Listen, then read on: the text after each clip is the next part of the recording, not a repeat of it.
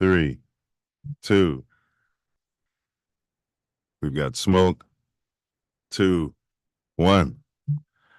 We've got ignition. We've got RIP takeoff. Once again, we're live, y'all. We're live. Y'all can go ahead and pull up. This is Mouthpiece Included. I pinned the link in the chat. Pull up and talk your excrement. Today, we're unpacking, are the NFL refs on the take, or are they maybe following a script, or are they just totally inept? Did some digging. We gonna tell you, how these cats are paid and things of this nature. But if you cats can do me a favor, if you're not gonna pull up, either way, like, share, subscribe, like, share, subscribe, like, share, subscribe.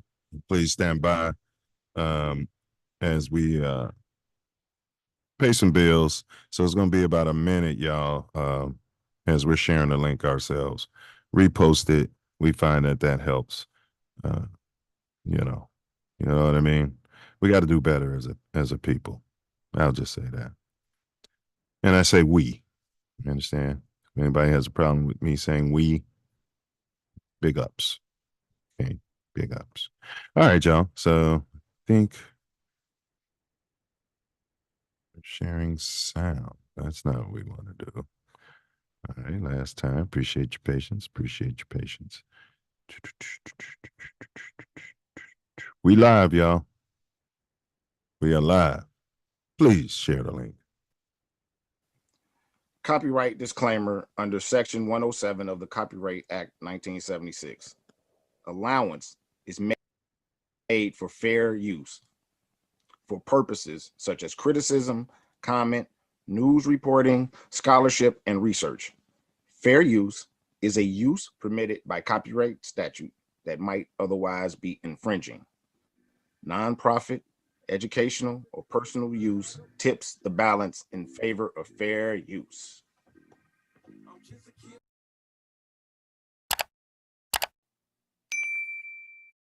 I asked everybody who they thought was going to win the NFC North. Look at the picture under Sal Paolantonio's name. He's going with a team that is known as the Bears.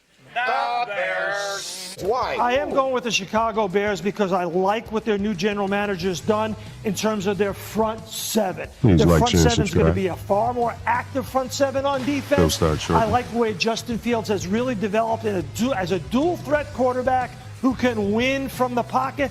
But when he is running, he's a really scary quarterback running outside the numbers. He is fearless. He is tough.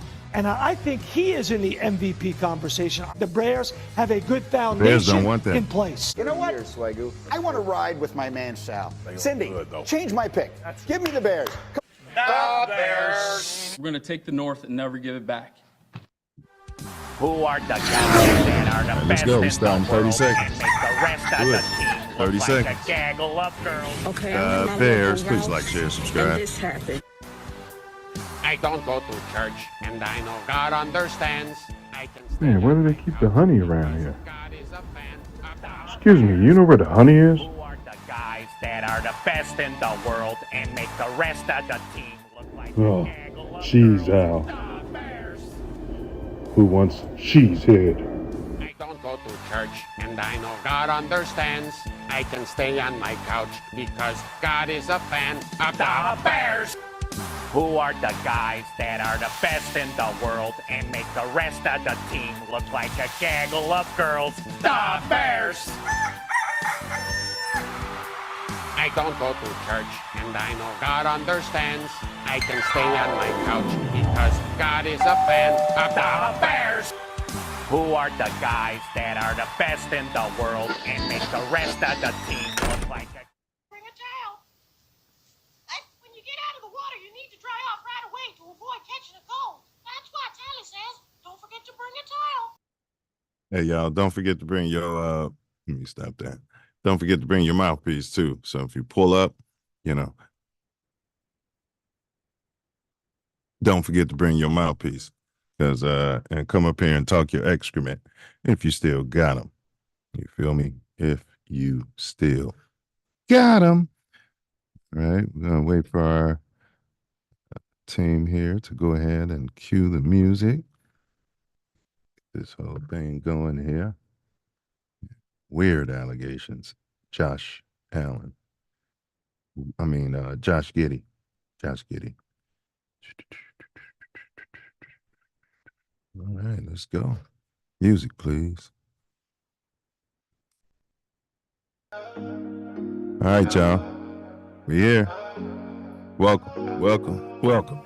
Mouthpiece To Mouthpiece Incl, TATN, where we talk politics.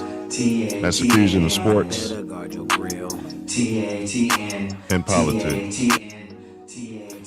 This is your co-host, 9 Millie. Thanks for your presence. The National Football League is one of the probably the most popular sport in the United States, and definitely one of the most in the world. And its officials play a crucial role in ensuring that the games are played fairly. However, there have been allegations, 10-head conspiracy theories, that some NFL officials may be on the take of following some sort of NFL script. So today, we're going to go ahead and explore the evidence for and against these claims and try to get to the bottom of this controversial 10-head conspiracy theory. We're going to go ahead and examine the role of the officials,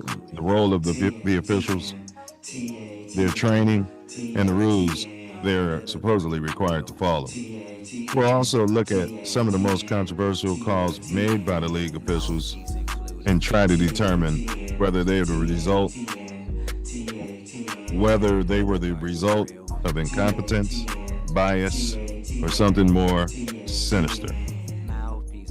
Stay with us as we delve into the world of NFL officiating, and we're going to go ahead and separate fact from fiction.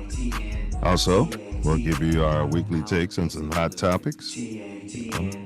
Stephen A. Smith's using a lot of adult words towards Jason Whitmer, even fat shamed him. I'm not here on Jason Whitmer's behind. Let me be clear about that. But we're going to unpack that and some other weekly hot topics out there. So pull out. You know what I mean? And of course, we picked the major booger of the week for you. So stand down, stand back, stand by, or pull up. But if you do pull up, don't forget to bring your mouthpiece. The link is pinned in the chat, in the live chat. Go ahead, let's do it. Smash that like button on your way in. All right, enough of my shenanigans. Let's go ahead and get Jackie Robinson's finest manager, boots on the ground, helping the kids on the south side. The kids. Helping those kids matriculate, process. TATN. Big Ace is in the building. Hey, hit your camera. Hey, they say the hawk is on. Oh, my bad. I guess the hawk is on your ass, huh, bro? Oh, man. You talk about on me. I can't even go outside with my mouthpiece in. I went outside this morning to buy some water and get some rock salt and a couple other things at the store, and my fingers damn near fell off. Wait a minute. So you say rock? You went and got some rock sugar? Rock salt. You know, they got the high grade salt that you throw on the ground here to melt the snow. Then they got the rock salt that it's a few dollars cheaper. I put out in the alley and toward the sidewalk into the street. And you got the pet friendly salt here in Chicago where you can put out there so the pets don't run over it and have the chemicals all over their feet. I don't care what it is, as long as it's cheap and it melts the damn snow, that's what I buy. So I bought the rock salt today. Hey bro, I was at a bowling alley and the demographic. The pale pink ones. Yeah. So I'm talking to one of them at the bar. You know how they you want a beer? I'll buy you a beer. Patting you on the back, talking to you. Yeah. Touching you. Yeah. Touch you all the time. Yeah, getting a feel for how you feel about Trump and if you woke or not. You know what I mean? I'm like, it's like talking to Coach. That motherfucker. Yeah, that motherfucker was like, yeah, I was in Venice Beach and lost my credit card. That motherfucker was on a bender. He was like, I'm trying to figure out if I'm gonna get some more cocaine. I'm like, are you coming on to me? You know what I'm saying? You know what I mean? I'm like, yeah, because if you are, I don't swing like that. You know what I mean? You're talking to me like I'm some sort of dip. I'm gonna get some cocaine and go back. We can hang out for a little while. Yeah. Go. What did Diddy want to do to 50? He take you shopping? Did he say he want to get his credit card and take you shopping? Yeah. Hey, big ups to Diesel, man. Hey, big ups to Diesel. He's one of the only guys. Diesel's in the building. Hey, he's one of the only guys that took the time. I'm not gonna put the app out there and none of that, because then I won't be able to get credit. Download the app. You know what I mean? Look at him. When he comes up and gets rich and comes back on here and say how much money he came up on, you guys deserve it. You know what I mean? Big Diesel, give us some hubbub as we jump into it. We got a little more time today because the games start later. Baby. Nothing but cold weather, man. Ice cold. Everybody around ice here cold ain't the word. Yeah. It's putting some hair on your chest. Y'all getting some hair on y'all chest. If you got hair on your chest, it's icicles. Yeah. It's cold. Man. I had gloves on, hit the steering wheel warmer.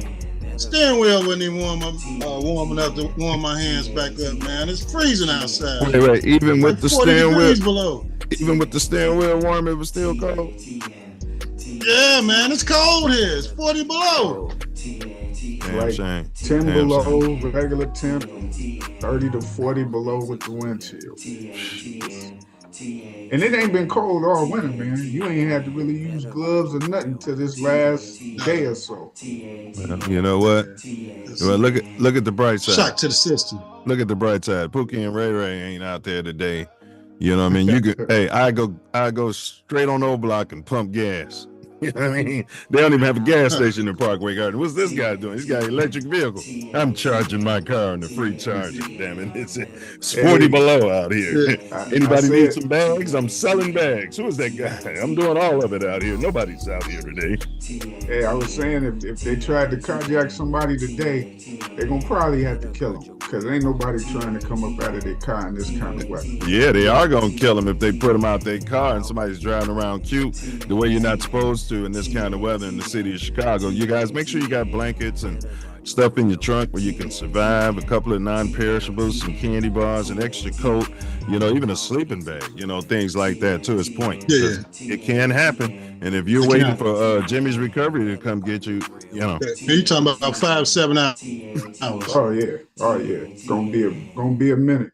Albert Breer, senior NFL reporter, joining me.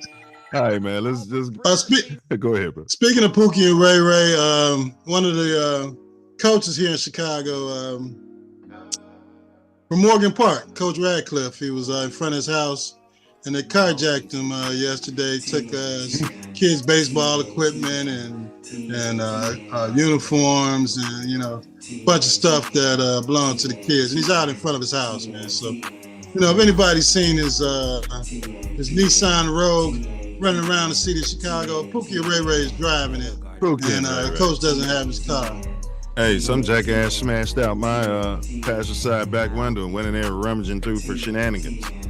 I'm from the city of Chicago. For shenanigans' sake. I'm from the city of Chicago. I don't keep valuables and nonsense. There's nothing in there. Right. So,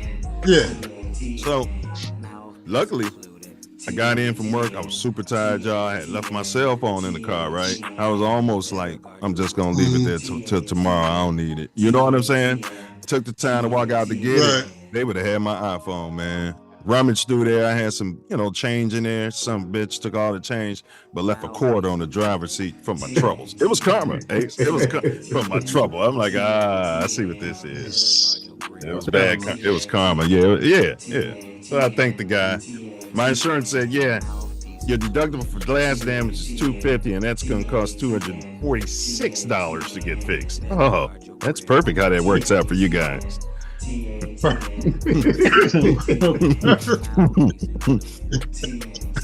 like, you know what I mean? Yeah. So Pookie and Ray Ray. But I don't think that was Pookie and Ray Ray. I think that was some myth. Yeah. Well, let's get to it, man. Are the officials on the take or following the script plus hot weekly political topics? Y'all go ahead and pull up if you got cojones, like my man Diesel here. He pulls up and talks his excrement. Other people like to text and sit back in the weeds and, you know what I mean? And only talk when their predictions come true. Right. This guy's here. All right.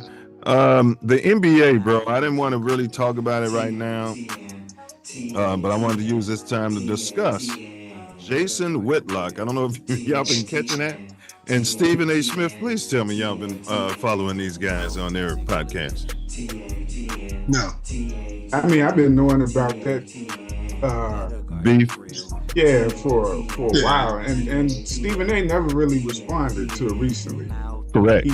Listen. He Whitlock came out like your boy Cat Williams came out, and we're gonna talk about the Cat Williams on the Self Love Show. But he came out like Cat Williams, and he said Stephen A. Smith is a plant like what's the little bitty comedian name from Philly?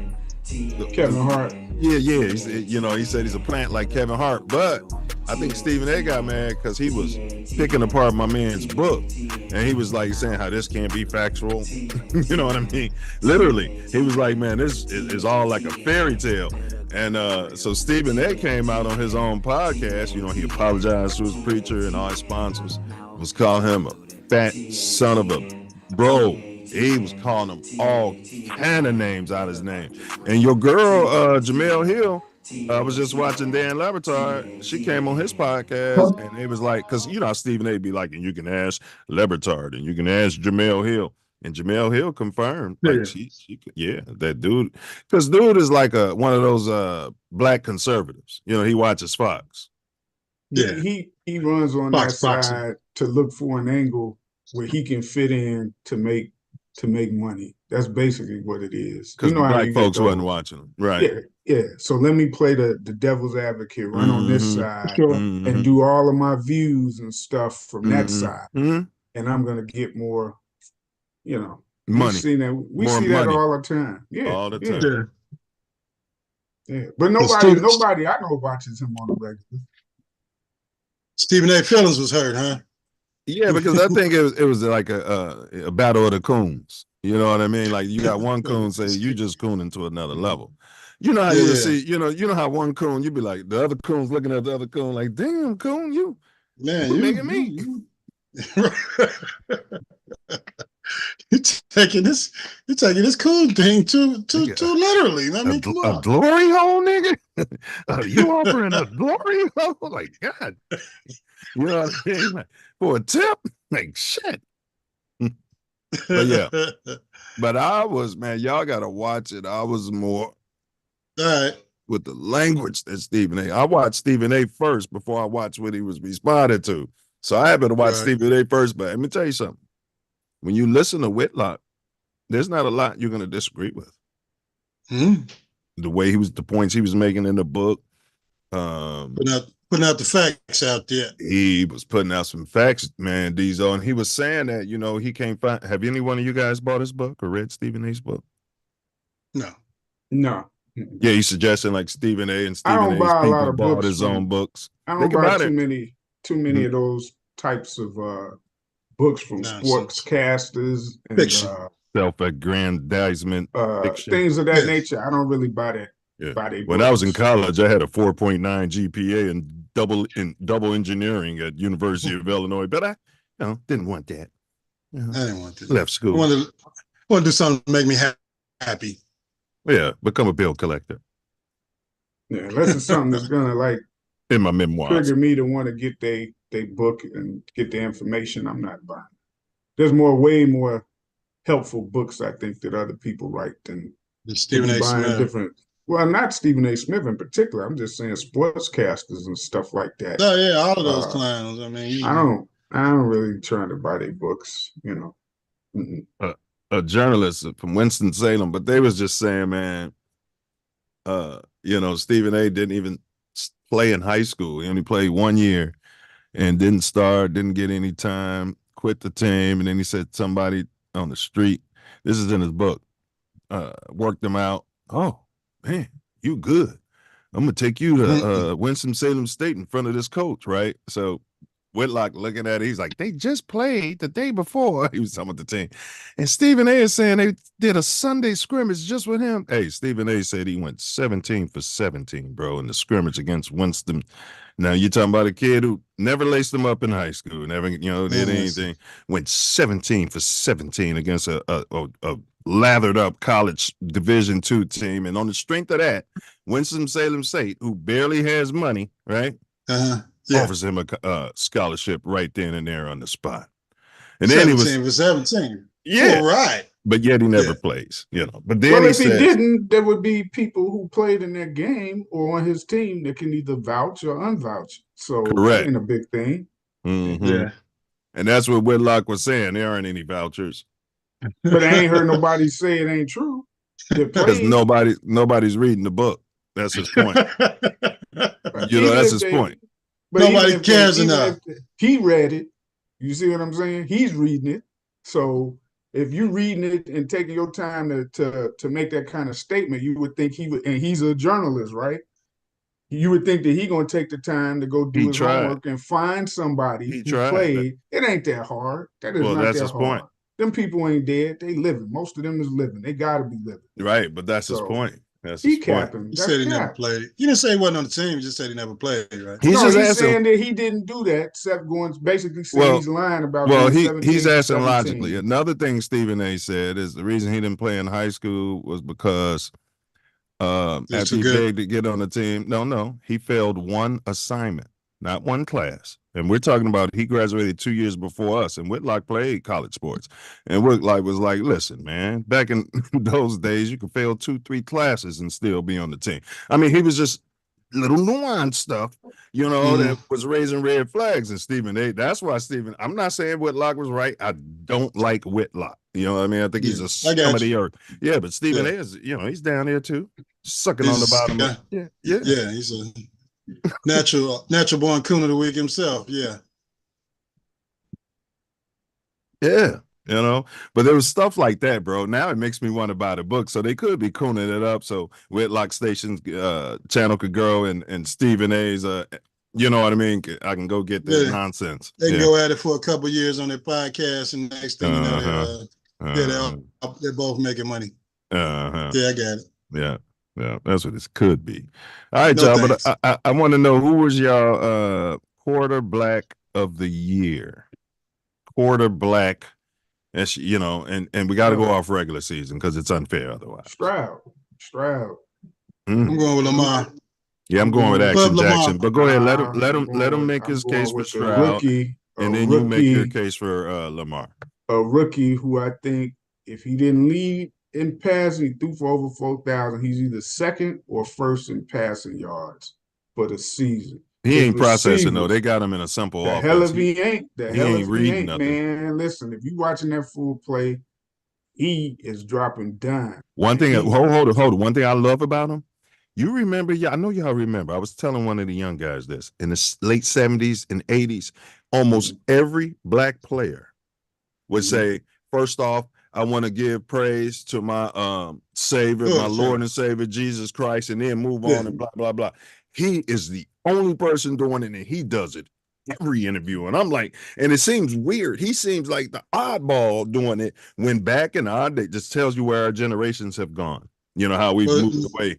Go ahead. From what his teammates say about he's a man of God. Yeah, they say he's a really even killed, just good dude. That's so he's like Russell Wilson. They're gonna do him like Russell Wilson. You'll see.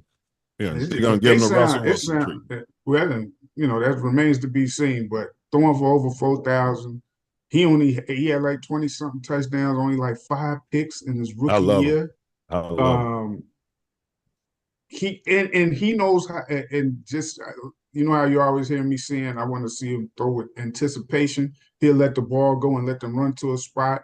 He can bullet the ball. Just all of the different traits that you would want to see in a quarterback. He's mobile enough where he can run if he needs to. And he doing it with like rookie receivers, man. He had like nobody. He like making them receivers better with his play. Hands down for me, it's him. Lamar, Lamar's Well, hold spectacular on. season too. You But, made you your know. case for Stroud. We're gonna have this. Yeah, We're but gonna I'm telling you why well, I'm picking before you him over shit on Lamar. Lamar and start I'm talking not about his shitting on processing him. That's abilities, you. let's That's go ahead you and let talking him about just let processing. him make his You guys case. got that in your head about processing. Why is that? Ever since He's I put on. it on your boy JF1, Yes, because yeah, he you can't got process the yeah, right you got way. everybody talking about processing. Yeah. But Ace, let Ace make his case, and then we'll and then we'll go from there, bro. And Go big ahead. ups to Brandon Looney Tunes fan 2000. He said hello, or she said hello. I'm new here. It's probably a he. All right, though. Brandon. Yeah, Brandon Looney could be Tunes. unisex. What's up? Yeah, I Stroud was my #1 pick in the mock draft. Ace did say right it. here, TATN over the Bryce Young kid. But who knows what would have happened if he went to Carolina. But Lamar, he's my #1 pick. He for a quarterback of the year, especially with an all-black quarterback staff that helped him move through this season and play at an MVP level. I can't take anything away from the kid from Ohio State, but you got to go with the veteran, with a new coordinator and new all-black And the staff. pressure his of that, team, I the believe, pressure of that big contract. Remember, he had Pookie. Remember, they put Ray under pressure. Ray Jackson was under pressure last season. Yeah, that his mom. He's still under pressure because what he does in the playoffs has always been a little stigma. Well, that's what they say. Yeah, He's not processing that ink in is the signed. playoffs. That check is in the bank. Yeah, but he's just saying it. He's not processing. No, he's got to perform in the playoffs, and the rookie won a playoff game already. So he got a black coach. Well, he's been performing. Yeah, but we base it upon. But every year. You can't use the play. Yeah, it was based on the regular season. It's based on the regular season. That's what I was saying. You can't. Yeah, but you're gonna admit, but that's been a knock on Lamar. It's like he's been spectacular in the regular season. We need to see what he does in the playoffs. That's what I meant to do. Well, let me ask you guys. All right, we got Brandon Looney Tunes fans pulling up. But let me ask you guys this. If the Bears had taken, so it was a 50-50 chance. I don't know. I wonder who Poles would have taken, and I wish they could ask Poles that question. Who were you leaning towards? I wish he would be able to answer that. Had you not stayed with Justin, who were you guys looking at, hypothetically?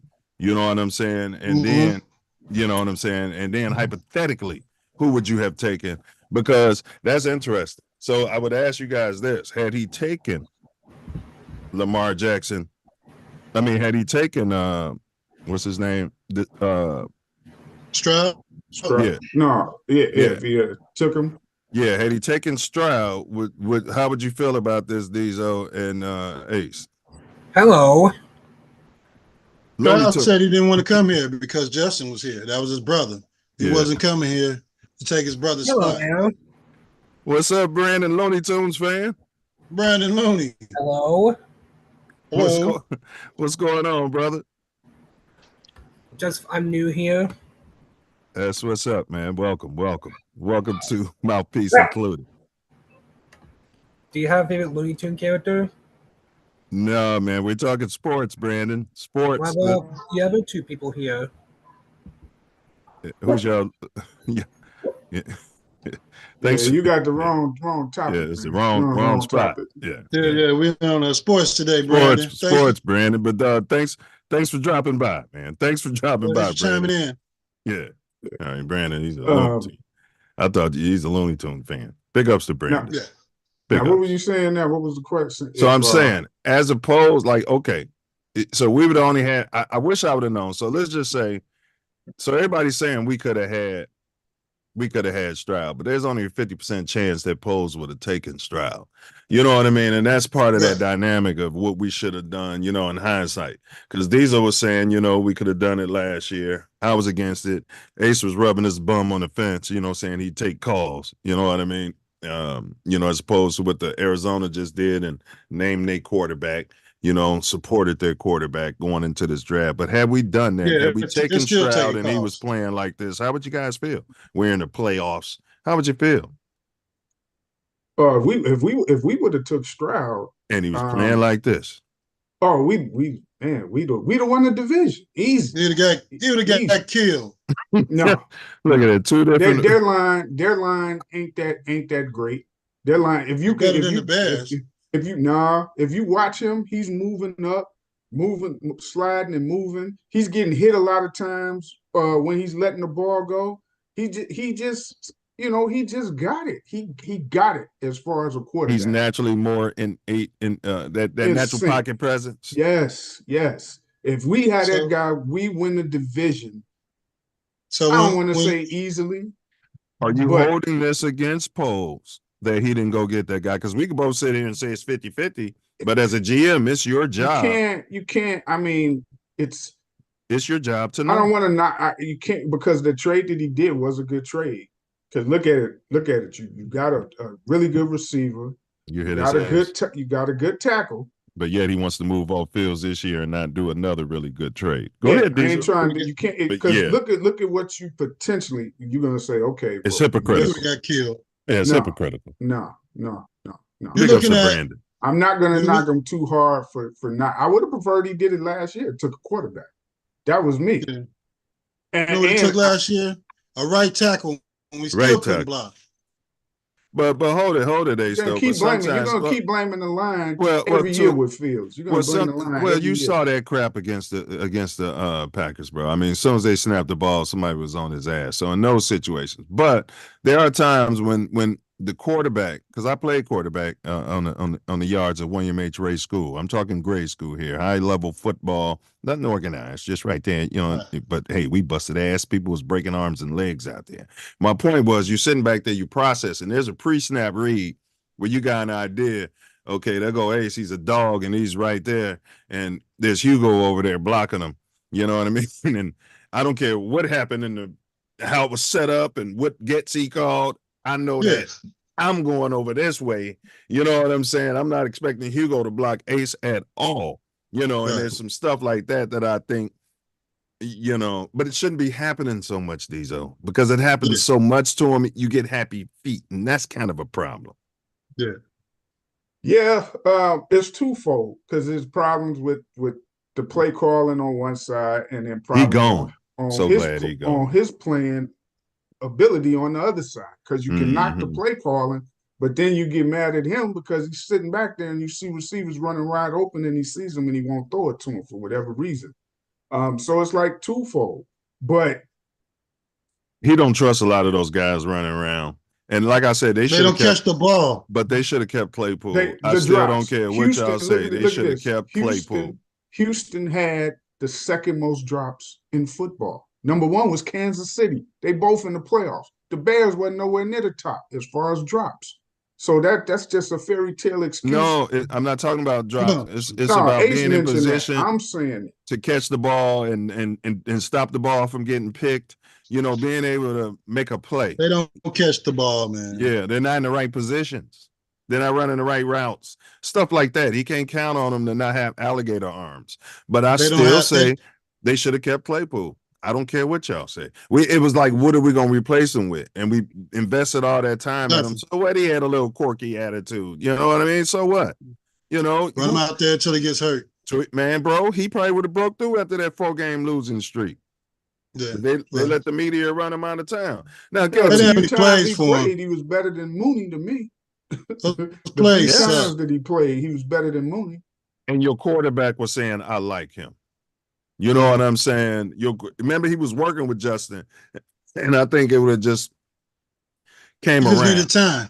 He needed time, man, and he was frustrated because he wasn't getting the damn ball. And if you're a receiver, you should be frustrated if you're not getting the damn ball.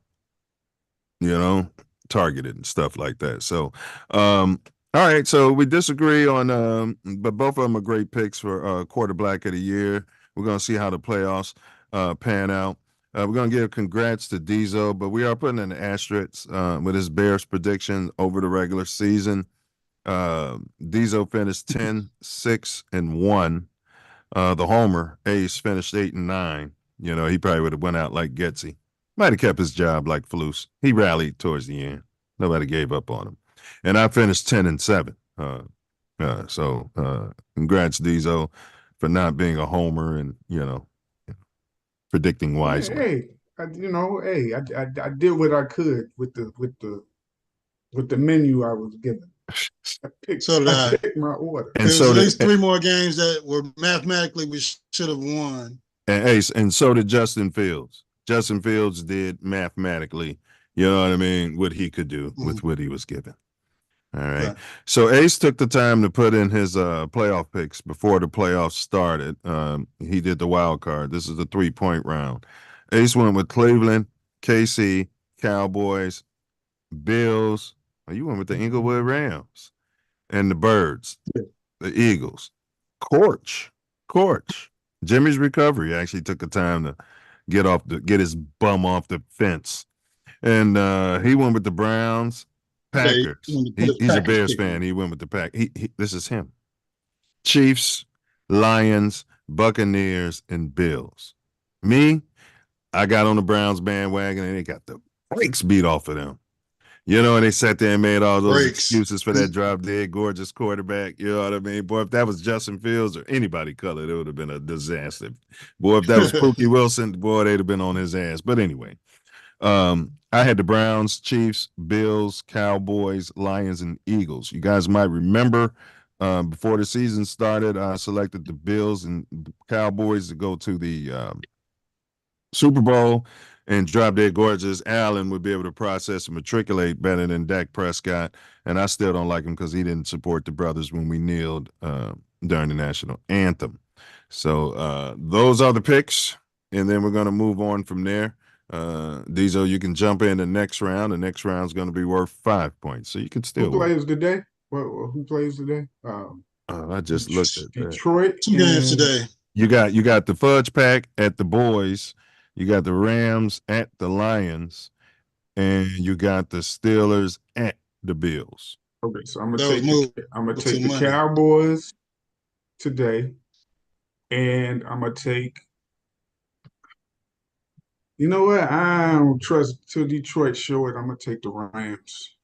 They still got some people from that team from a Super Bowl run, and some of the other receivers have established themselves over Cooper Kupp. So they rookie or whatever, he be balling.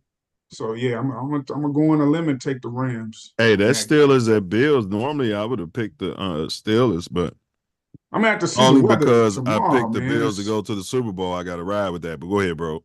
Where's that game at? The one tomorrow that they moved to Monday? They're moving it. Oh, they're moving it to tomorrow at 1:30. Yeah, it's the Bills. In New York? Okay. Still at Buffalo. They just moved the date. Yeah. Yeah, I'm going to take Buffalo because I don't think the Steelers' offense is good enough yet. Why'd they move the game? Because of weather? The snow. Yeah. Not the cold, but the snow. They said it's just too much of a blizzard-like condition. With snow. Too dangerous to travel. Yeah. And what's the other game tomorrow night? There was another game. Was it? Yeah, it was a regular scheduled game. Might be the Eagles, ain't it? Yes, the Eagles Philly, at the Bucks. Eagles at the Buccaneers. At the Bucks? Yeah. I'm taking the Bucks, man. I don't like how Philly been playing. And old boy is out. AJ Brown. He ain't playing. You got the Bucks? Yeah, I'm taking the Bucks. I'm not messing with the Eagles. Yeah. So you got the Boys, the Rams. You're taking Baker Mayfield, huh? Yeah, the Bucks been playing, it's like decent. It ain't great, but the games be close, but they be figuring out a way to win it, Hey, hold on. You got the Bills or the Steelers? The Bills. Putting it in the chat so we can have a record of it. Yeah, because Mason Rudolph is they start. I'm not trusting that. All right, so back to the league, bro. Still in the NFL. So we did our predictions. Skipping past Booger of the Week. We'll get into more like what we think the GM should do, later shows. But all right, so let's get at it, man. Our NFL officials, y'all know we already asked if the league was tilted against the Bears. Now we're more zeroing in on league officials and what we've all been seeing for quite some time. Maybe I was just a little more naive, but man, I remember in the 80s, it was some questionable calls, but I don't remember this type of the frequency. I sense every game. Yeah, multiple times. It could just be me. Maybe it's just more intense because all this Twitter and all this everybody can screenshot it. But before we go there, type of training, I just want to just give y'all an idea because it's kind of opened my eyes. And Ace, we should be training our kids. There should be some sort of class on this, bro, in high school or college, bro, because this is a heck of a trade. You don't even work year round. And when we get into this, you're going to be like, man, I should have. Boy, I be raising my son. Yeah, he's going to be NFL official. He'd be walking around with a whistle and a waiting, you know what I mean? And officiating games from Pop Warner all the way up. All the way up. Yeah. Because it's it. And by rule, but anyway, NFL officials undergo extensive training to ensure they are well equipped to make split decisions on the field because they do got to make quick decisions. The officiating department meticulously reviews its officials' performance on every one of the more than 41,000 plays that took place in the 2022 season. They do that on the offseason. The NFL holds 2 clinics to get on the same page with its league officials. The first focuses on new rules, physical assessments, and administrative changes. The second features written exams, testing their knowledge of the rules, mechanics for their position, and on-field mobility. In addition to these clinics, they receive team activities, OTAs, mini camps, and training camps where they officiate practices and call preseason games to get into a flow. They prepare for these games as they would for the regular season and are evaluated the same way. The League Official Academy, the FOA, is another resource for training officials. This is where we need to get our people into that. FOA participants are trained by NFL scouts, former and current NFL official and players, and other members of the officiating department program. FOA classes and on-field exercises cover 4 main areas of officiating, which is rules, mechanics, health and fitness, and character development. And I'm not going to go through all of this, but the average salary is $205,000 per year. They're paid a flat fee per season and receive an additional per game payment on top of that. The money only goes up if you're selected to work a postseason game, which is typically twice your regular season game pay. And let's see. And intensity grows as you get through the postseason. So, all right. So that brings us here. Y'all got a little data. First off, is this the worst officiating year ever to you guys? It's one of the worst. The past few years, they all been bad to me, man. They're not consistent with what they call, and you see more missed calls than ever. Like, they were on this protecting, people and leading with the helmet type stuff. Man, you see, it's like rare now. It's like they be holding their whistle on everything. But you wonder why Justin's not processing. They hit him in the head 2-3 times a game and no call. He's the worst. No call. Look, man, he's the worst officiated calls on the quarterback in the league. Since Vince Evans, Ace. Ace be beating the shit out of Vince Evans. I mean, it's just out of bounds. And at least with Vince Evans, the rules were, you can just clothesline a guy. It was a dirtier game, but they used to do him dirty. Yeah, they did. Yeah. They did. And they really Fields. I don't know why. They tucked the whistle on him. And he even was sliding correctly on a lot of plays, and they were hitting him and they wouldn't call it. And it's bad when you start getting a round table of a pregame, a postgame, a halftime, and they're talking about it, and they're like, what is going on? Why won't you call these penalties against Well, the this fact guy? that his teammates don't beat the crap out of the players who are doing it, and the fact that his coaches don't come out and Getsy and every week after week say, we're going to make an issue out of it. What's going on? That polls, let's make our own narrative. Exactly. Yeah. You got to come out publicly sometimes and Exactly. address stuff, and you got to go almost berserk publicly and address those things to I get wonder if somebody's got a from video the of that on YouTube. That'll go viral. If you could put together all the hits with Phil, man. where they ain't It's called got to it. be. Yeah. where there was no call. Oh, you got a whole montage, gotta at be. least a few minutes. At least a few minutes. Hey, Mark Daniels. It might be part of the league conspiracy to get Justin out of Chicago. It is. Hey, Mark Daniels, Noop. He said it is hard. It's a hard club to break into. Officiating is such a lucrative venture.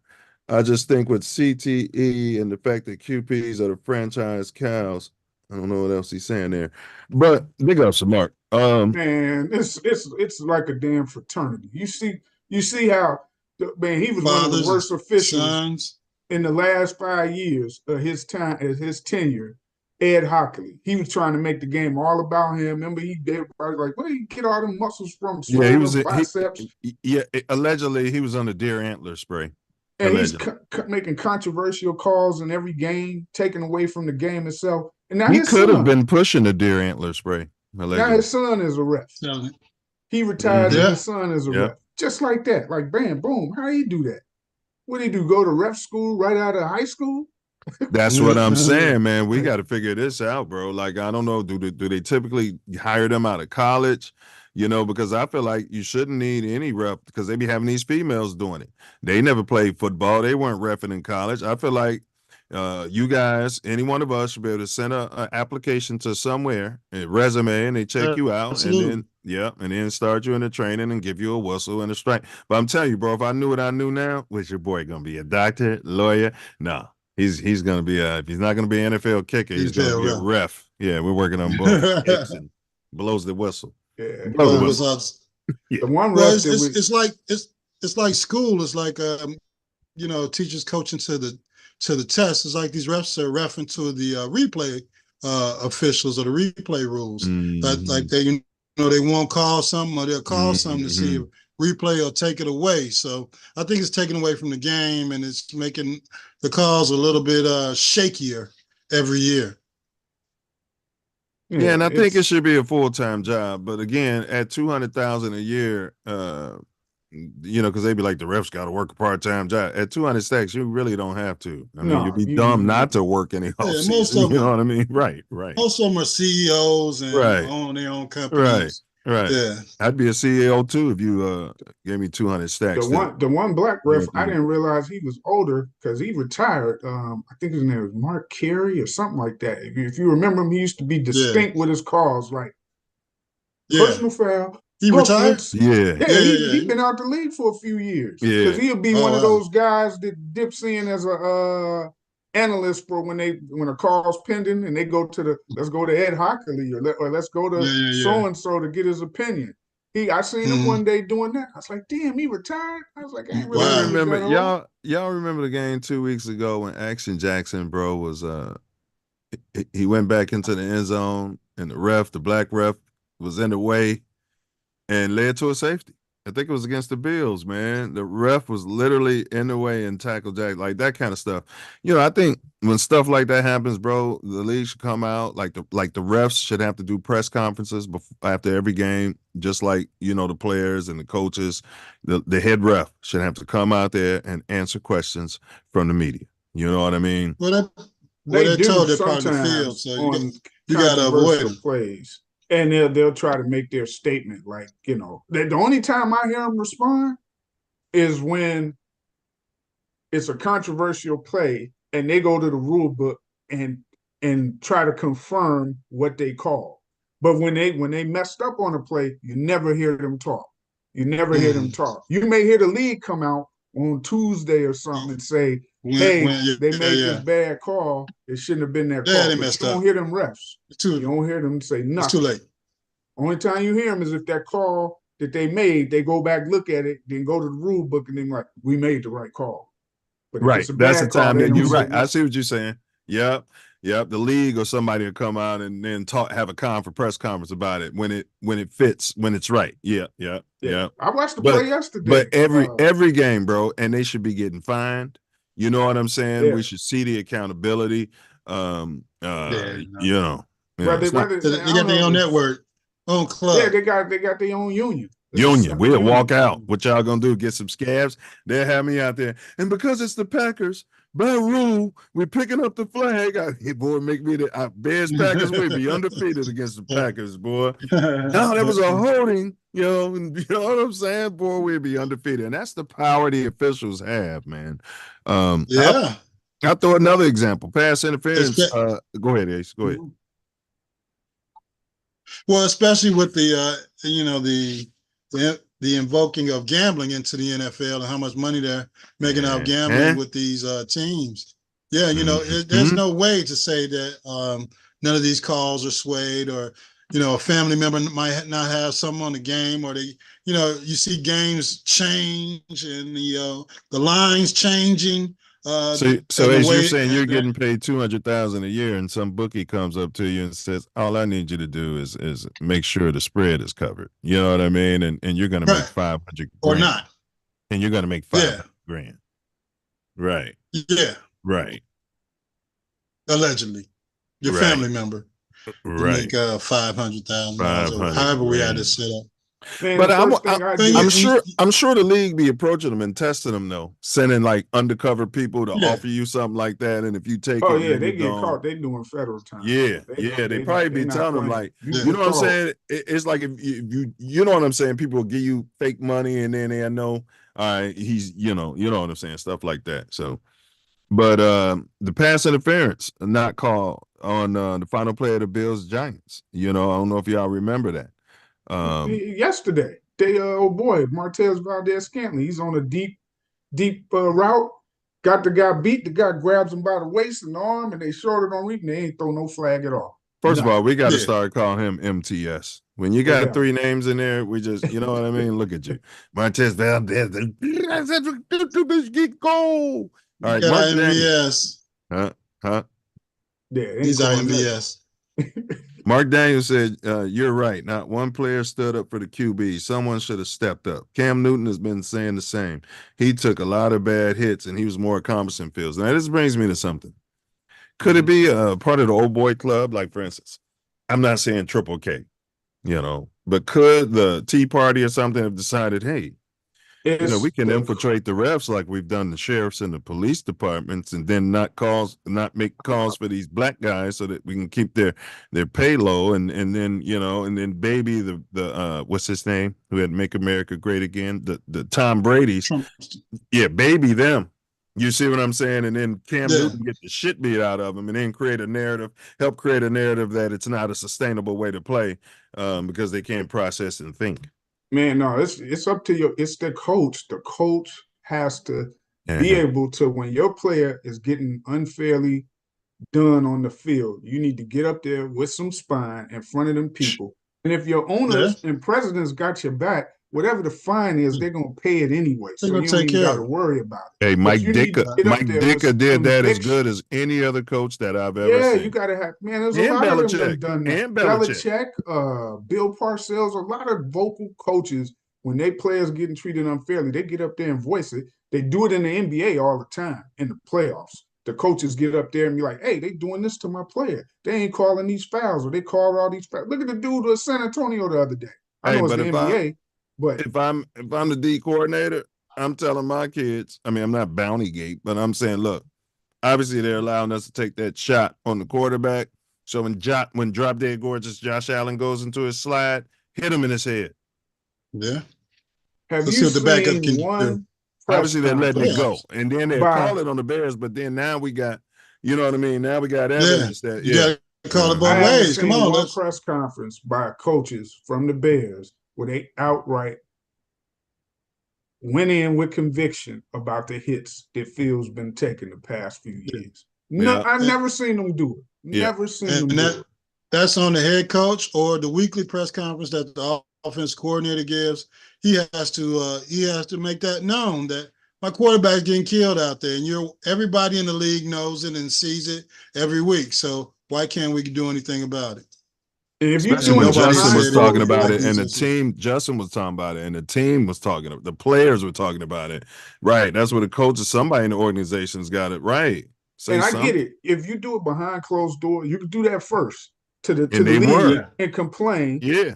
But if it ain't changed, then you're like, look, we done already done that. Man. That ain't work. So I'm up here telling y'all that this, I mean, I'd go and you got to say, and has nothing to do about the 15 yards, although that's important. It has nothing to do with that. We're talking about player safety, CTE, and protecting this player. Exactly. Yeah. Yeah.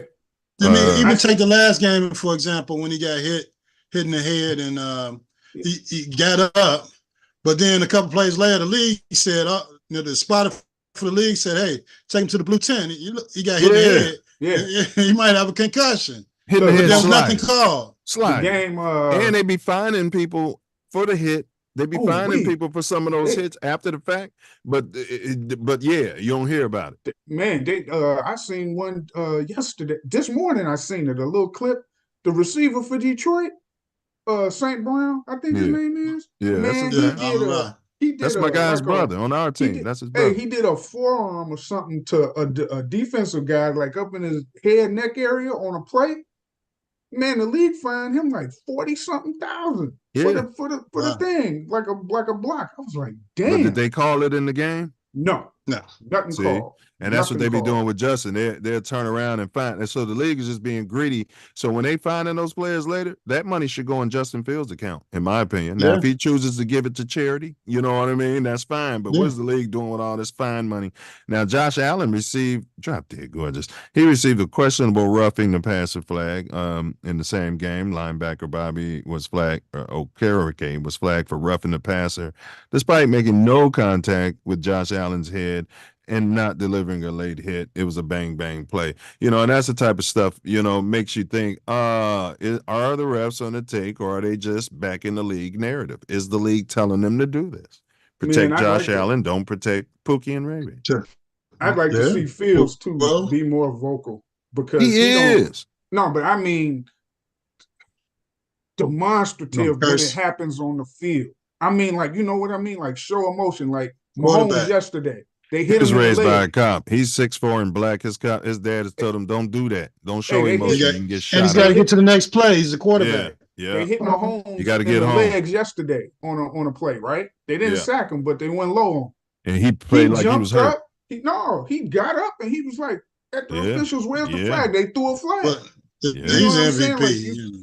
But still, I'm saying, but you're saying he still got to do it. Right. But what you're saying, Diesel, the coaches should have been telling them that too. And I'd have been telling them, act a little bit. Lay down, stay down there. You know what I mean? But you know what, to Phil's credit, he'd been laying down there. You gotta be careful with the lay down process. Because if you lay down too much and you're not really hurt, they gonna take you, the person in eye in the sky gonna tell them, get them out the game, put them in the blue tent for the concussion protocol. Yeah, so but they still did. No, I'm saying it ain't all the time a hit in the head. It just be late hits, and they hit them low. I be seeing them get hit low too. You got to lay down and grab your ankle and roll around on the ground. You need to snap on them officials when they hit you like low and it ain't your head and you still gonna be in the game. But you're right. Go off on you're saying you got to use you got to use your quarterback privilege. Yes. Even if they call unsportsman on you for getting on them, snap on them, because they'll know the next time it happens that everybody looking.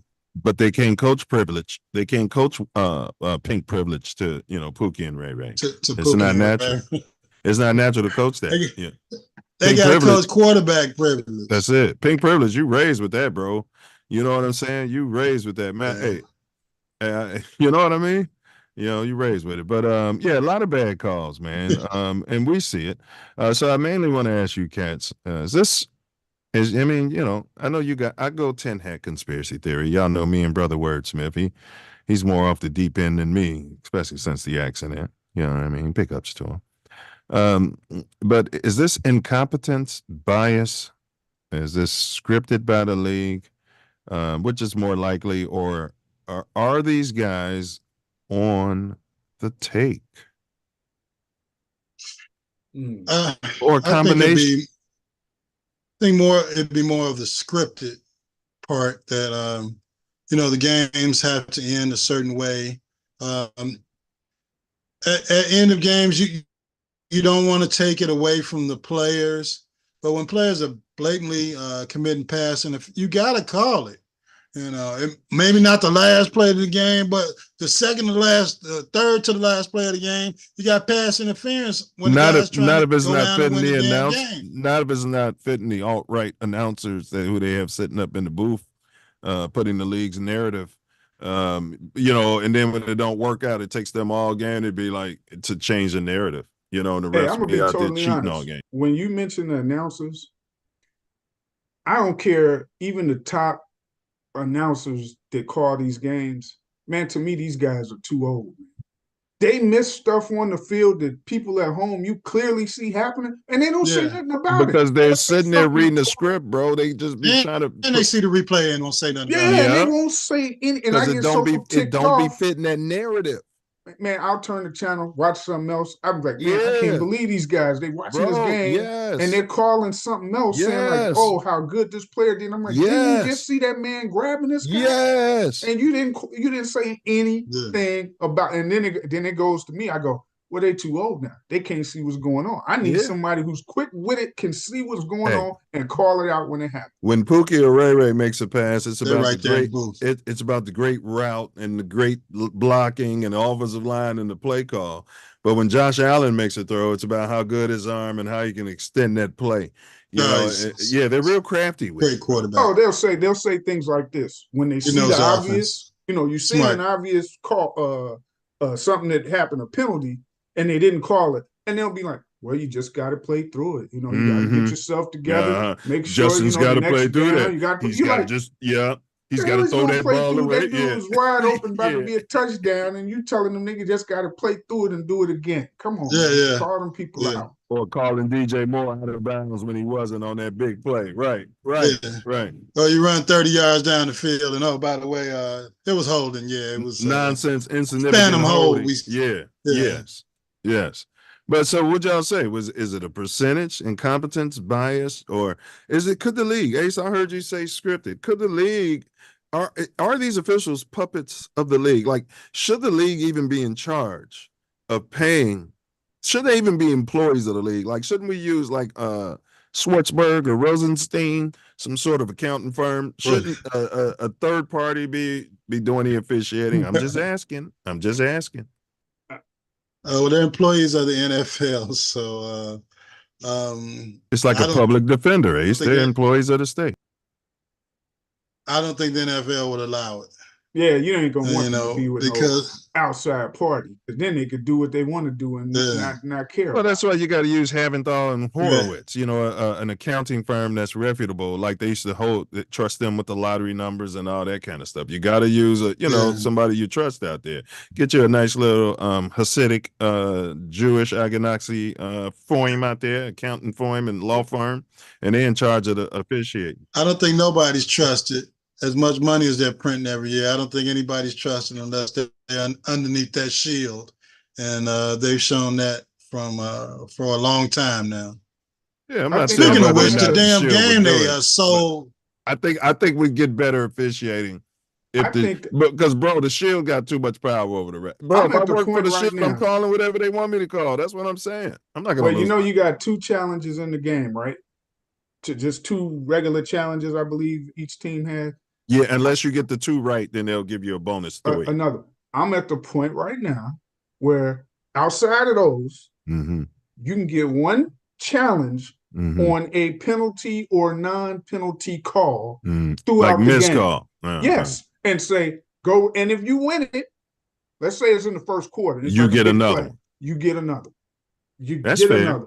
I think that's fair. I'm totally. So if it's a pass interference that don't get called. I think it's fair. If it's a holding, no, I think it's fair because what the league would say, what the league would try to say is, well, that's going to slow the game down. We're trying to speed it up, and I don't want to hear that. I don't want to hear it because as much as they stop the game and have those dumbass conversations, you know what I mean, and go to New York, we're going to stop it again. I don't think it's going to make that much of a difference on time. Maybe a couple of more minutes than what the game already is. And they can run more commercials. More commercials, more money for them. I'm totally at that point where give us 1 challenge on a call or non-call. Outside of those 2 that we get. Well, there's a solution. I like my solution better. You know, get you a nice, trustworthy Asanaki so-called Jewish firm like Rosenstein and Horowitz, you know, to be in charge of the officials. You know what I mean? Just like you wouldn't hire a public defender if you could afford it. The officials are like a public defender because they work for the state. You know, you would go out and get a private firm to handle these officials. That's all I'm thinking, because they could be KKK for all I know. I'm more in favor. You know, the league give them a chance to challenge a call or not. That's the easier solution. And like Ace said, you don't think the league's going to do it because it's the billionaires' boys club. Boys club, yeah, they're printing money.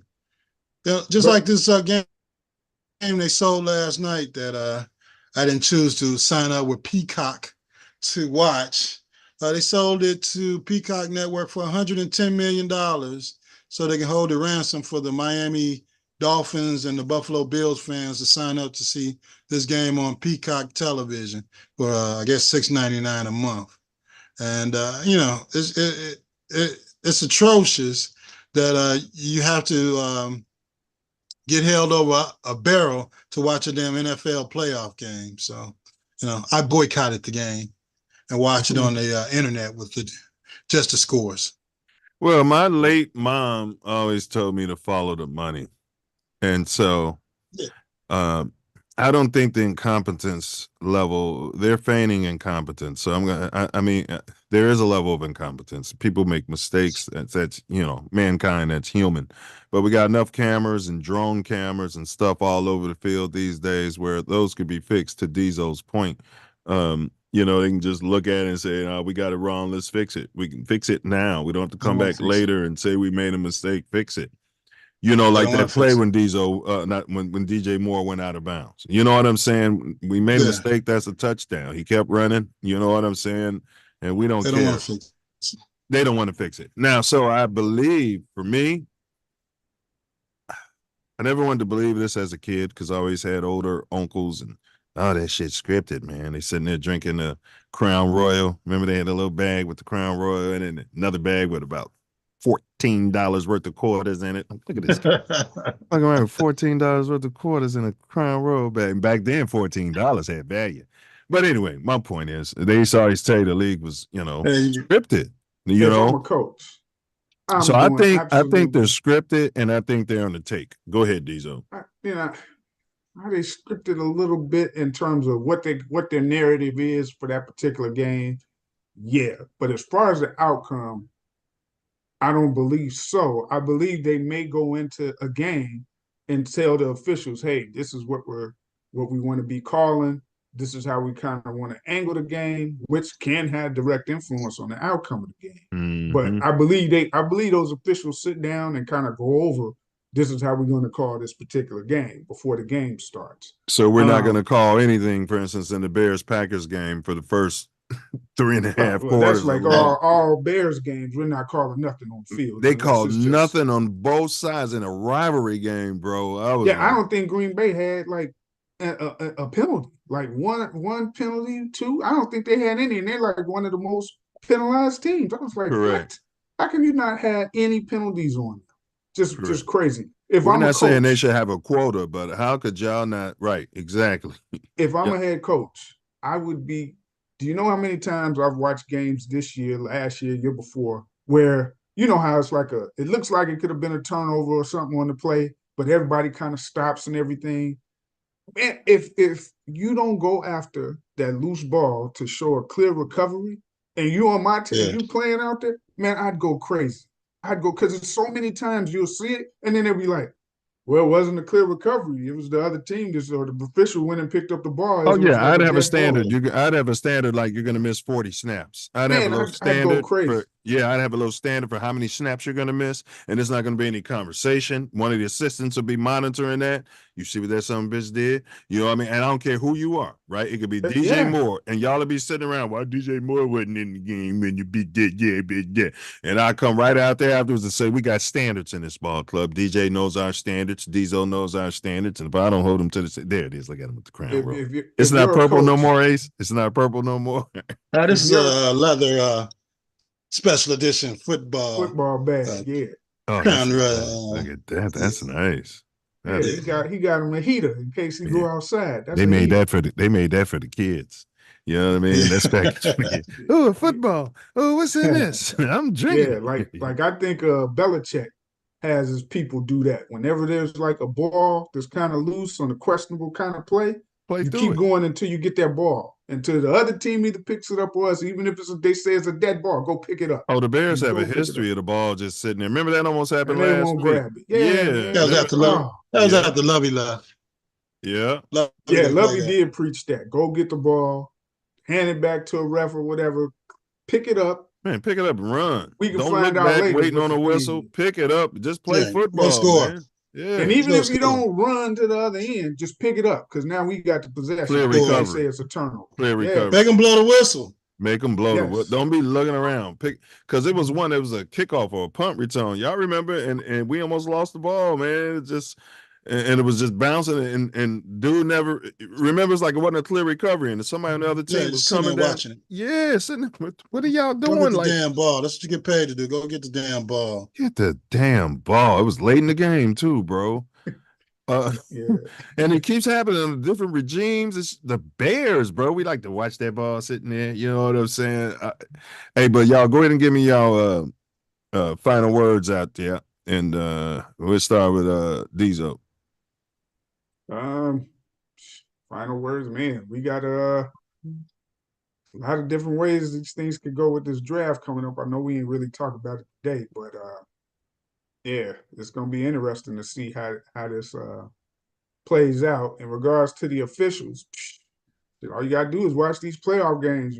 I'm sure you'll see the problems that's going on with the officiating, and linked into, you know, even ESPN now got their own website to bet that you can bet on these games, right? And they hold the rights pretty much to a lot of the game. Well, yeah, they do hold the rights to some of these games. I know Fox got them, and yeah, they do. So it's a big thing with these refs, man. They're gonna have to do something to put a stop, to put the trust in the people, the fans who watching this stuff.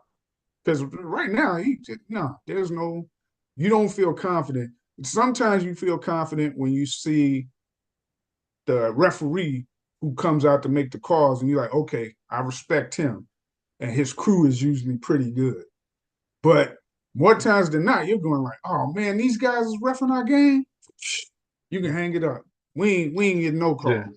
You already know it. So yeah. So hopefully. But why is that? Why is that? You think they can't find people that have better competency, fire the refs? Like, you know how competitive the league is itself with its players, with its coaches.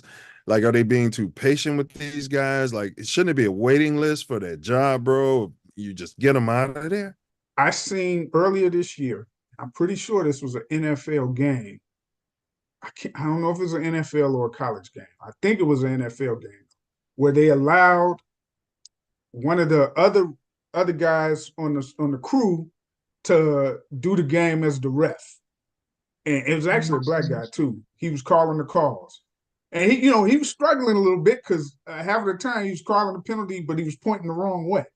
So, it was something new to him. But was he high?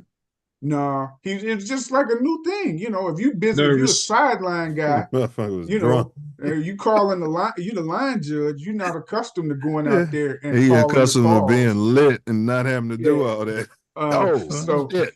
So different when you're on that microphone. The TV's on you. Give them some OJT like that. I wish I could have remembered the damn game that it was, but that kind of stuff, you establish respect from what they do in previous games, the officiating crew. So if you felt they called a good game, you're like, hey, okay, yeah, it wasn't really no bad calls that game for the most part. The penalties were pretty much kind of even. But when you see a staff and this staff is notorious for bad calls and stuff, and they got your game, I'm like, man, just because they in the union don't mean you got to hire them to go ref y'all damn game. And they shouldn't be in a union. For me, they'd be at-will employees. They'd be punching the clock. I mean, it'd be about $75 Send them an to hour. remedial training and let them call preseason stuff like that, man. Yeah, they'd still make $200,000, bro. But yes, they still make their salary. Yeah, but you ain't gonna be deciding these games that mean a lot. No, you and your union can go somewhere, and that's why I said Laventhal and Horowitz would come in. But you guys don't agree. Look at the records. Look at how much parity in the league, man. All these games, all of these. When I say parity by the records, I'm saying look at how. Ace, I predicted parity before the season. Did not Ace, did I not say you're going to have? Could be the difference of you in the playoffs. The most parity you've ever seen in the league this year. I predicted a lot of 8 and 9, 9 and 8s. I did before the season started. Because when I was doing my preseason picks, I'm like, look at this. This is going to be interesting. The Bears just let me down. We were thinking 8 and 9, 9 and 8. 9 and 8 is what I settled on. Man, listen, if you add up all the calls 13 the Fields didn't get this season, that could easily account for turned the one game. victory. Them It 15 could yards. account for one victory. Yeah. In all of the games we played with all of the non-calls. Easily. And we could have easily made the playoffs. Yep. And I'm sure that goes for some other teams too. So, yeah, it's a big thing, bro. And that's a problem. You know, to your point, having that extra thing, that extra flag, you know, you got your red flag you could throw, and then it'll be a different color, you know, the blue one you throw out there, the one you talking about, for just a general something y'all saw that wasn't called or should have been called or wasn't called. Oh, my God. We'd probably have this year, if that thing was in place, I mean, we'd probably have, what, 10 to 15 You're saying like the penalties? blatant pass interferences or the blatant, that wasn't roughing. Roughing the passer. It wasn't called. Or wasn't roughing. That wasn't roughing. He didn't touch his head. You know, that kind of stuff. When you're unnecessary roughness when they slide and you get hit. Yes. That's why I say just like in non-call. basketball. Yeah. Like in basketball, when they'll go back and look at the play and look at it, was it a flagrant or, you know, those sorts of interpretations of the rules. I don't think the NFL wants that because they're making so much money off this gambling. And they got a narrative. Yeah. But go ahead, Ace. Well, go ahead, Diesel, and then Ace's final words. Yeah, no, I'm just saying that they need to, because it's too much at stake with all of the money involved, the teams involved, and the integrity of the games being called. It's too much at stake. Yes, if you don't have integrity in the games, you're gonna lose fans, piss them off, and lose people who want to be interested in your product. That's so right. Yeah, I'm totally for that, man. Throw it in. You can challenge a non-call once a game. Bam, there it is. Because if we did that, I guarantee you the Bears would have had at least one more victory this season on all of them calls and just on Fields getting hit. Then we ain't even talking about the other stuff that we got called. Just on Fields being hit and they never called nothing. Just ridiculous. So you, Ace, I'm out. Hey, well, that was well said. Good brother. Well said. Yeah, my final word is on the officiating. We've been commenting all year about how bad or how biased they were against the Bears, and the calls they weren't making, the calls they're making against. Hold on, Ace. Hemp farms because they knew the meaning of hard work. What's that? Hold on, Ace. But then our country did lose its way and began a war on drugs that was and still is just a war on people. And then a bunch of young corporate banker types come along telling us we're all in the new normal as they try and turn God's green miracle into an easy buck for themselves. They even hire fancy Hollywood directors to make them look all hip and cool. But you know what? Fuck those guys. They ain't got no integrity. The truth is, this country has always been people with integrity. All fighting for the one thing they can agree on. And that's why Integrity is donating 100% of integrity. I just had to do that. We were talking about integrity. You know what I mean? I mean, Diesel made a big point of integrity. Yeah, about the integrity of the league. That's right. That's right. Go ahead, bro, with your final word, Jack. Yeah. But I don't think the league has any damn integrity. It's a script every year.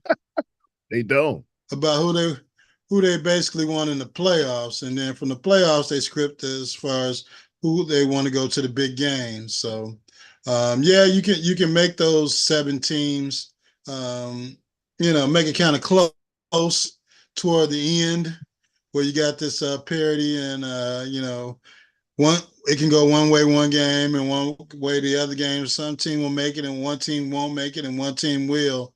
But I believe, like it's been said in the past, the league knows who they want to go to the playoffs, who they want to have a chance to win the championship. Just like next year, if they keep Justin and they improve the team and they got a chance to make it to the Super Bowl in New Orleans again, you got to look at. I put some money on the Bears to make it to the Super Bowl next year in New Orleans. But the fact that you have so many game-changing calls every game, every city, against every team. It's like they've got a script where the lower echelon teams are going to be determined by the league. And, and the teams that just have XYZ talent, all this talent on the team, it's just a matter of how many games they're going to win as opposed to how many they're going to lose. So you can't just say that they're cheating for gambling. They're cheating for the teams they like. They're cheating because it's the script of the NFL. It's a combination of them all to get to a result of the end of the season, i.e. the playoffs. And once the playoffs hit, then, I guess it's up to the teams then, unless the games are close. But I really don't like the way that the officiating has turned, especially the last few years. As I said earlier, the reffing to the replay calls and referees say, we'll call this because we call this, then they can it's a turnover. And if the replay booth says it's still a turnover, it's good. And if they say it's not, then we're still covered. So it's shady business out there, NFL. I hope you do something with your competition committee this year to fix it. More something along the lines of what Dizo said. Maybe you have another flag to challenge some of these penalties that you're putting against these teams, especially the Bears. They would need somebody to throw one every game as a call being missed, or just a blatant terrible call, whether it's holding or defensive holding or pass interference. It's just at least 2 or 3 bad calls they get a game, and something has to be done about it. So I don't think the league wants to do anything about it. They had these meetings at the end of every season with the competition committee to see what they can do to improve the officiating and replay and the calls. But as long as your referees are calling penalties or calling turnovers to allow replay to determine what's going on in the game, it's going to be a 50-50 shot of something shady happening. So that's my final word. I don't trust anybody in the process as far as being under the shield when it comes to my Chicago Bears and making correct calls, penalties, turnovers, or even just like the young man DJ Moore running down the sideline.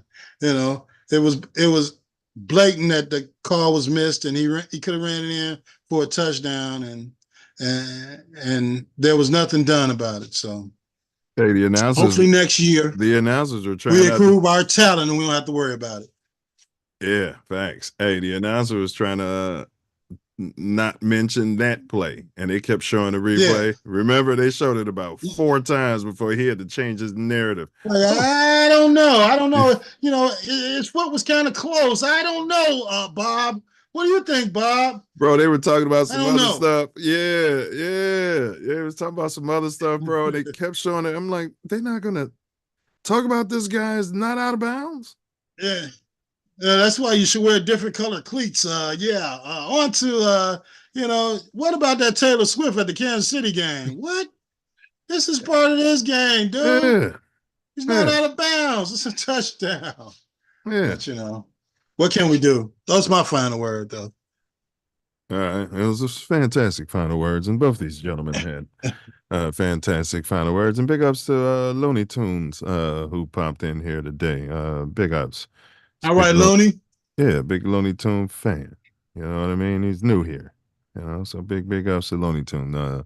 He's got the cojones to pop up. Where are the other people at? Yeah. And so, yeah, I mean, it's a big source of frustration, and it's something, it being the NFL officiating or lack thereof, it can be fixed. I mean, we sat here and said different ways it could be fixed. It has to be a lot more accountability. They should have some sort of minor league system. Maybe you don't get fired, but you get demoted. You get, nominal pay, but then you can get up to 200,000 or up to 250,000 if you're not out there blowing ball games. Certain fatal calls, should cost you money, man.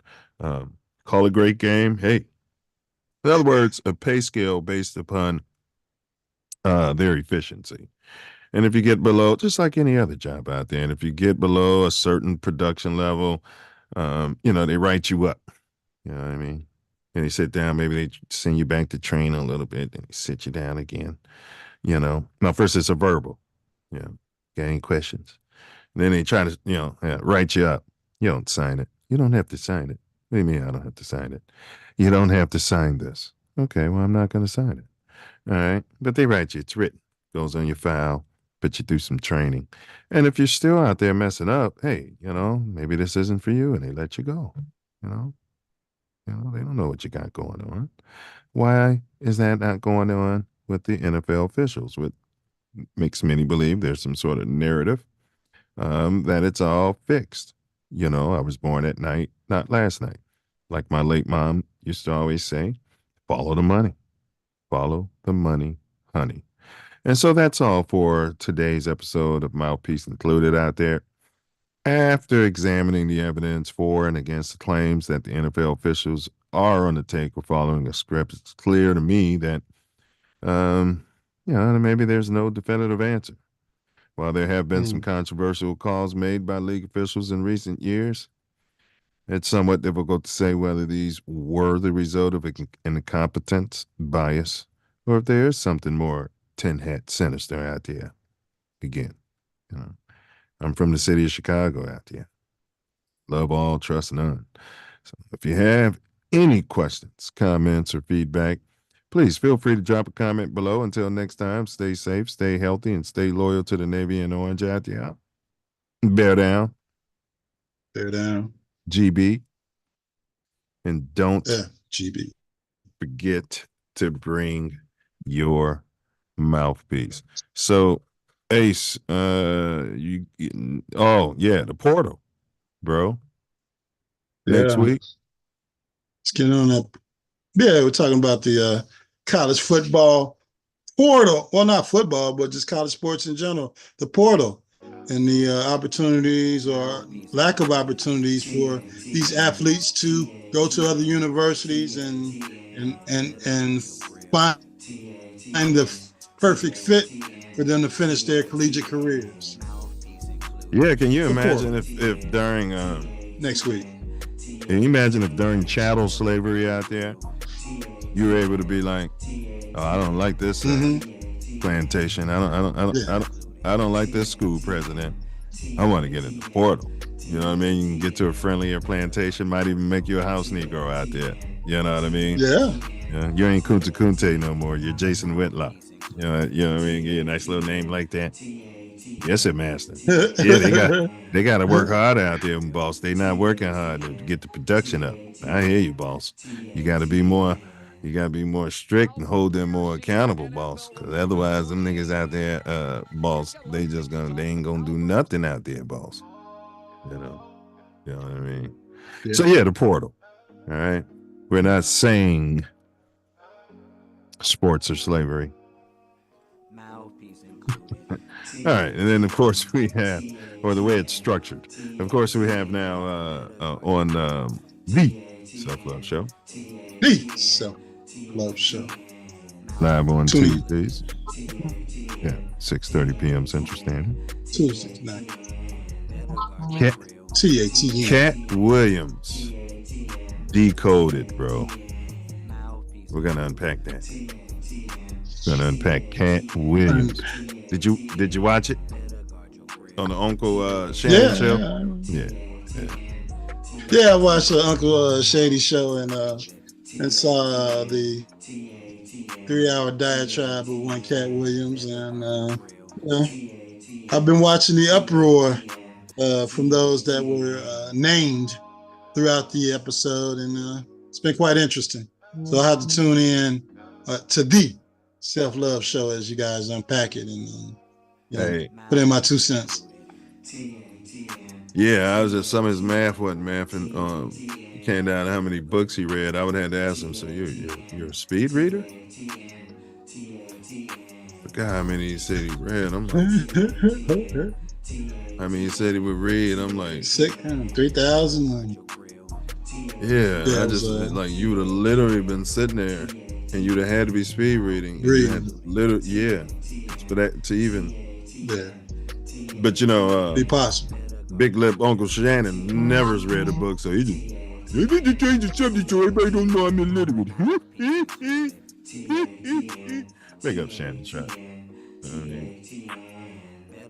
Big Lip Conan for Skip. 41 million views in counting, as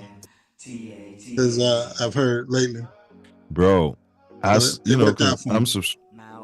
Hey, bro, I'm subscribed, and I was watching as they was doing the video, as they were doing it. I was looking at the numbers. I'm like, Cat Williams must be going crazy. You know what I'm saying? So I'm like, I'm gonna watch this. I mean, it was going up like I'm like, he must be going crazy. So next day I look at it, I'm like, man, breaking the internet to the point where my wife was like, her and her family would watch the whole thing. She don't even be on YouTube. 3 hours? Wow. Yeah, I watched it over a few days, but it was interesting. It was interesting. Some of it was, most of it ain't believable, but some of it was. Well, he talked about a lot of Illumable. He's a comedian too. He is a comedian. Yeah. So he can say whatever he wants and not worry about lawsuit as much, but he did talk about a lot of Illumable stuff. Yeah, that'll get people feathers ruffled in an uproar. Yeah. So that's what we're gonna go ahead and unpack out there. Big ups, Cat Williams. Big ups. All right. So if you ever Cats in the building, find yourself sliding through the Windy City and Mouthpiece included. 40 below. It's windy right now. It's cold. You went out there and automatic start, jumped in the whip, and the whip is still cold. Mouthpiece included. Man, it's crazy. Hit the gas and that automated. Oh. You ain't gotta worry about Pookie and Ray Ray as much. Just keep your head on the swivel. Watch your back. Check your six. Look at that blind spot. Guard your grill.